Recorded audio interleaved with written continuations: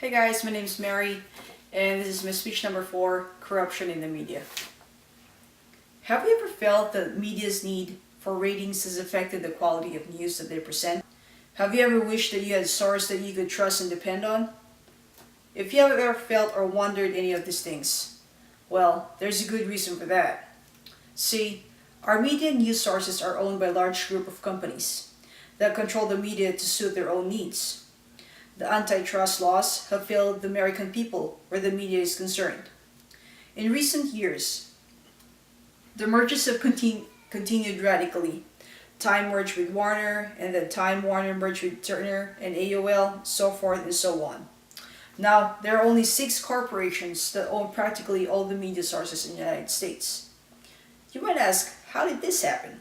Well, from 1940 to 1984, no one could have more than 7 TVs or 7 AM and FM radios station, but due to the lobbying limit was adjusted to 12 each in 1984, then adjusted 18 in 1992, and then again 20 in 1994. How does this affect America?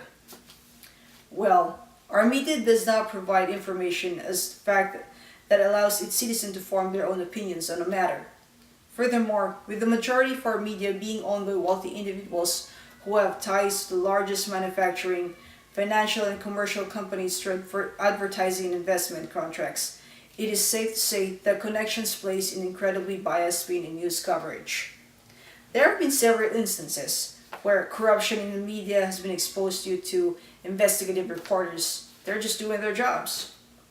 Their stories range from reporting the consequences of hormones in our food supply, DEA cover-ups, scandals, and denying voters' ballots, to the truth of what is happening to our troops during war and wartime policies.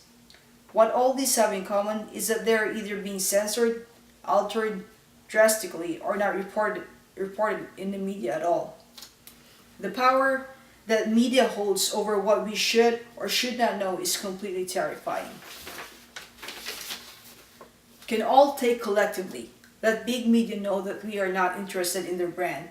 There are things we can do to take power away from them, and there are other sources from which we can get our news. So you want a solution? A solution, you may ask.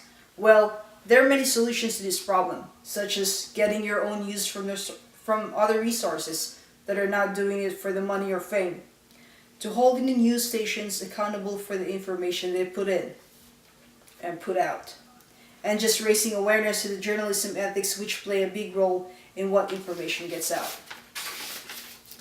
There are many websites and newspapers dedicated to getting the truth out there in an unbiased way. For example, the International Federation of Journalists, IFJ.org, which is a website full of news from different journalists claiming to speak the truth. Examples of cases that reporters were fired for telling the truth. First example, defense contractor fires reporter for telling truth about war. NBC fired its prize-winning Baghdad correspondent Peter Arnett. Arnett had given an interview in Iraqi television in which he commented that America's military first plan has failed because of Iraqi resistance. Arnett's comments followed on the heels of Lieutenant General William Wallace's admission that enemy we're fighting is a bit different than the one we war gamed against. Was it really so out of line that Arnett to conclude that the war game was part of the plan that had failed? It was fired even though he told the truth. Could it be the NBC that doesn't want the reporters telling the truth? Well, it turns out that NBC isn't a disinterested party at all on this. NBC owns the General Electronic, or GE, one of the biggest defense contractors in the United States. Among other things, they make engines for F-16 and helicopters. As long as people perceive that war is going smoothly, it remains popular. Orders for these engines will keep rolling in. If people begin to have doubt about the war, it could hurt GE's business.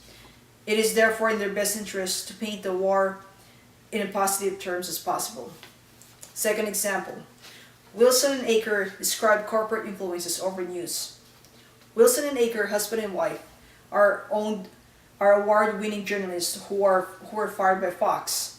owned WTV Channel 13 of Tampa, Florida, refusing to broadcast the story Mystery in Your Milk. Here's the BGH controversy. The US is the only industrialized nation in the world that allows its dairy farms to inject controversial growth hormone into cows. The longest safety study conducted 90 days and 30 rats presents evidence that suggests the product causes cancer. Canada does not allow its dairy farmers to use BGH because Canadian officially actually read the safety study submitted by Monsanto. Wilson and Aker found out that U.S. Food Drug Administration simply rubber-stamped Monsanto's biased review of the study and without concern for the risk involved, allowed Monsanto to sell BGH to American dairy farmers. WTV General Manager David Bylan, fearful the public would learn that this station had bowed to corporate pressure for Monsanto, decided against killing the story.